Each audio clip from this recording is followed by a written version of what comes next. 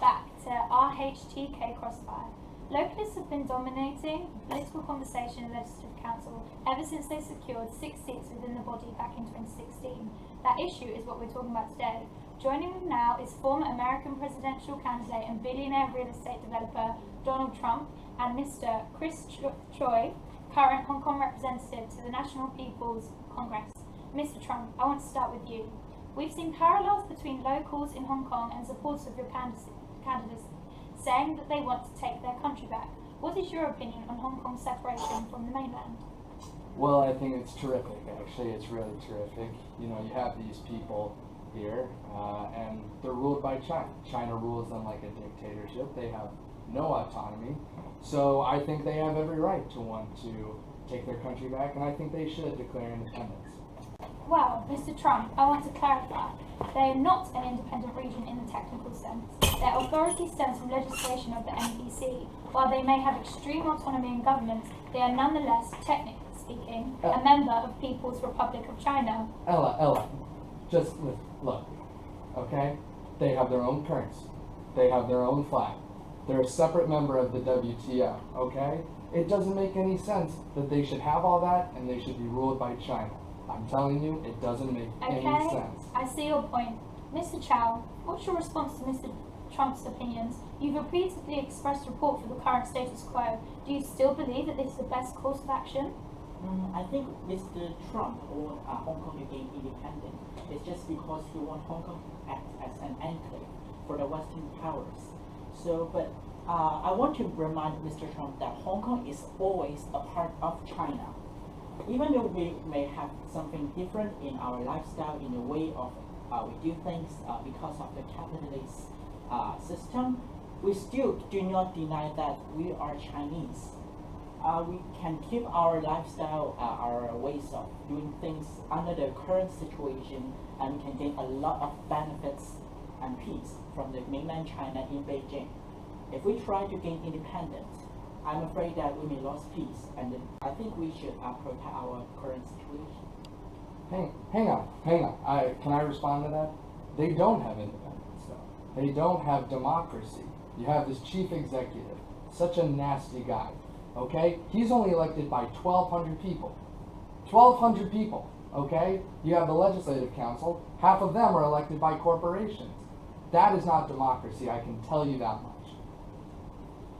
Okay, maybe we can debate that is Hong Kong holding a free and fair election. We can still discuss about it. But it doesn't mean that we can derive from China economically or socially. By the support of the Beijing government, we can have to assess the One Belt One Road trading market and a very good international support and market in the different international organizations. I just cannot imagine if we gain support, we cannot maintain our survive. We are just too small to become a country.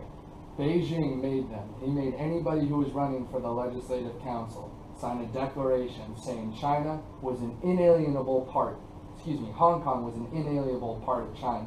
That is not democracy, that much I can tell you. So they were prosecuted if they didn't sign it, or if they were untrue about it. So then, Mr. Chow, would you be in support of Hong Kong remaining as a part of China, but merely changing the electoral procedures so that their chief executive are elected by means of universal suffrage?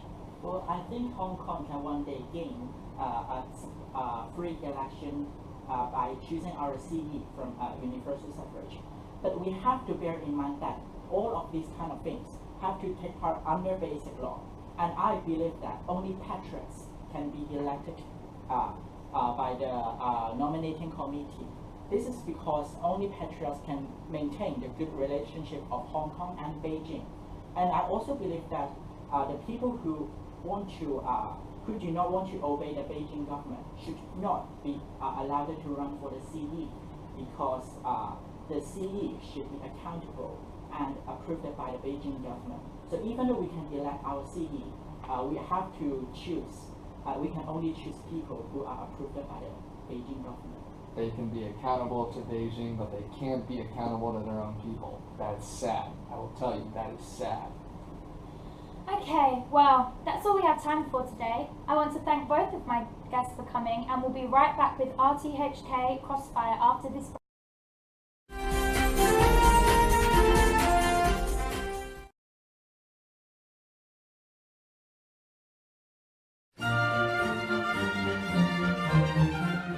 Welcome back to a conversation with Professor Jordan Smith.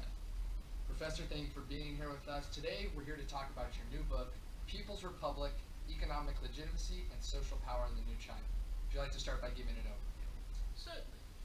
Now, China has undergone quite a change in the past half century, and my book explores the idea of why. In the last 100 years, China has changed from a fully communistic government into a unique socio-capital system with strong labor laws, local autonomy, and human rights. How did this transformation happen? To answer that, interestingly enough, relies upon the former special administrative region of Hong Kong, which recently celebrated its 50th anniversary as a part of China. So you're telling me the entire country somehow based itself off of one city-state? Really not entirely. Even as far back as the 70s, China functioned as a socialist market economy, with the dominant public sector and private economic planning offset by a primarily capitalist market. This system was originally conceived of as transitional frame, and while this remained the case, circumstances have caused the end result to differ substantially from what was originally envisioned. Now, China pinned their right to rule upon economic and public prosperity, which flourished as China modernized and caught up with the First World.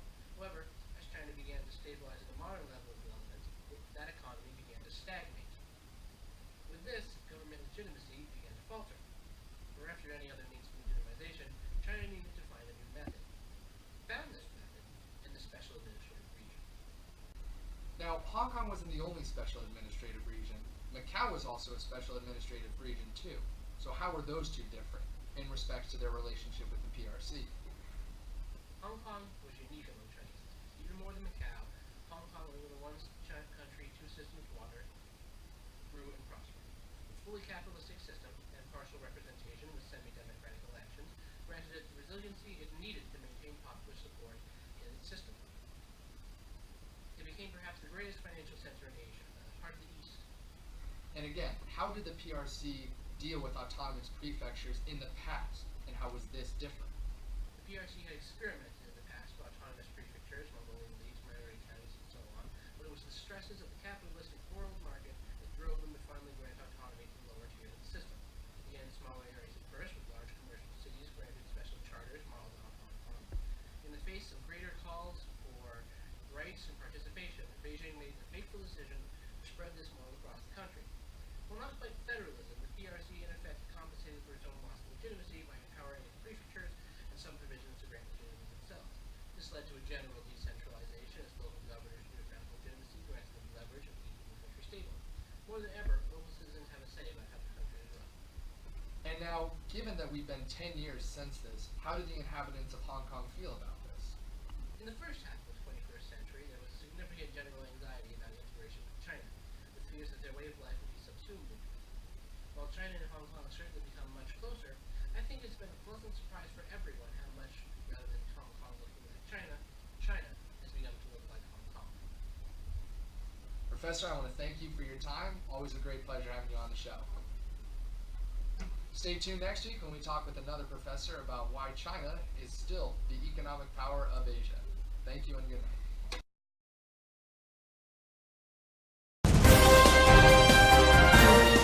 Good morning, my name is Ashley and I'd like to welcome you to today's Politics Daily Show live from Washington, D.C.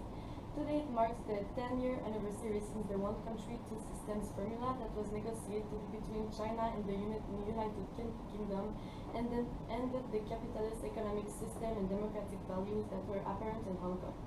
Since then, Hong Kong has changed from a special administrative region within China to a provincial part of its single country system. With Hong Kong's relationship with China being firmly based on the concept of one country, two systems, this gave Hong Kong's government a significant autonomy as a local government. Today, we would like to discuss with former Legislative Council member Chris Choi and U.S. Professor Sandra Fisher from the University of California the relationship that is now in place between not only the people of Hong Kong and the Beijing government, but also China's relationship as a whole with the rest of the world. I'd like to welcome Sandra to the show. Sandra, tell us from a U.S. perspective, how do you feel about this situation? Good morning, Ashley. It's great to be on the show. But I'd like to start by saying it was clear prior to Hong Kong's full takeover by the Chinese Communist regime that the gateway that once gave way to China's involvement and influence into the Western world has now completely closed. Prior to Hong Kong losing its status as a special administrative region to now merely a province, the whole westernised business sector within Hong Kong has been destroyed. Hong Kong had a local government dissolved, and all council members officials were to swear an oath to never participate in any political movements or enactments again in an attempt for China to fully get rid of all ounces of democratic values that were once applicable in Hong Kong's government. It is clear that despite the theory behind the one country, two systems really wasn't important to Beijing at all from the beginning, and the introduction of the Basic Law as a mini-constitution post-1997 was just a way to slowly exert communist influence in Hong Kong, rather than give the government there any autonomy at all. It's so sad to see a country with so much hope for universal suffrage to then be deprived of any aspects of democracy at all under this communist regime that was forced upon them. Not only this, but Beijing's government's reputation has suffered. If they hadn't already excluded China enough from outside influence from Western societies, they had completely excluded themselves now. All media freedom and independence is now out of question for Hong Kong, and it is truly difficult for countries that were once very concerned for the welfare of Hong Kong's autonomy, that they can't fully understand what is going on there due to the high degree of censorship surrounding the Hong Kong province. In terms of the United States, for example, Hong Kong provided a middle ground, a particular gateway that led to different trade agreements. Now Hong Kong doesn't even have its own currency, neither any independent systems of finance or taxation. Well, thanks, Sandra. It's actually really interesting to hear about the effect from a different stance that what is constantly being published in local media, and to understand the deeper worries regarding China's invisible wall that it has built surrounding the whole country. I would like now to pass over Chris, who was a former Hong Kong Legislative Council member between 2040 and 2042, which was a few years prior to Hong Kong official integration into the one-country system. I probably shouldn't say too much, as I am sure everything I'm saying is being censored by the Beijing authorities. But as I have managed to take it all the way to the US, speak on this chat show would like to take the opportunity to say that's a shame that Hong Kong has so much potential to hold universal suffrage. During back to the umbrella movement in Excuse me, Chris Choi? Are you Chris Choi? I'm gonna need you to come with me right now. Sorry, we're going. Oh no, Chinese police!